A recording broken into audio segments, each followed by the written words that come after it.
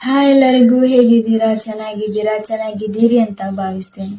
ನೋಡಿ, ಏನಂದ್ರೆ ನಮ್ಮ ಜೀವನದಲ್ಲಿ ಕಷ್ಟ ಆಗ್ಲಿ, ದುಃಖ ಆಗ್ಲಿ, ನೋವಾಗ್ಲಿ ಇದ್ದೇ ಇರುತ್ತೆ ಅಲ್ವಾ? ಪ್ರತಿಯೊಂದು ಮನುಷ್ಯನಿಗೂ ಅದಿದ್ದೇ ಇರುತ್ತೆ ಅಲ್ವಾ?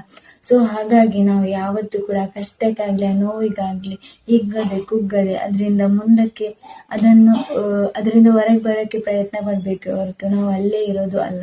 ಈ ಕಷ್ಟ ನನಗೆ ಶಾಶ್ವತ, ಈ ನೋವು ನನಗೆ ಶಾಶ್ವತ ಅಂತ ಯಾವತ್ತೂ ಅನ್ಕೋಬಾರ್ದಲ್ವಾ? ನೋಡಿ, ಕತ್ತಲಾದ್ಮೇಲೆ ಬೆಳಕು ಬರಲೇಬೇಕಲ್ವಾ? ಹಾಗೆ ನಮ್ಮ ಜೀವನದಲ್ಲಿ ಕೂಡ ಕತ್ತಲೊಳಗೆ ಬೆಳಕು ಬರಲೇಬೇಕು ಅಲ್ವಾ?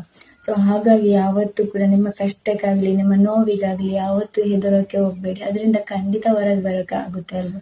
ನೋಡಿ, ಬುಡಕ್ಕೆ ಬೆಂಕಿ ಬಿದ್ರೆ ಮಾತ್ರ ರಾಕೆಟ್ ಮೇಲೆ ಆರೋದಲ್ವಾ? ಸೊ ಹಾಗೆ ನಮ್ಮ ಜೀವನದಲ್ಲಿ ಕೂಡ ಎಷ್ಟು ಕಷ್ಟ ಪಡ್ತೇವೆ, ಎಷ್ಟು ನೋವು ಬರ್ತೀವೋ ಅಷ್ಟು ನಾವು ಬಲಶಾಲಿ ಆಗ್ತೇವೆ ಅಲ್ವಾ?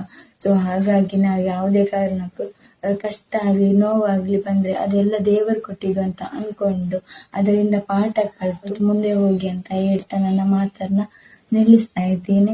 Thank you.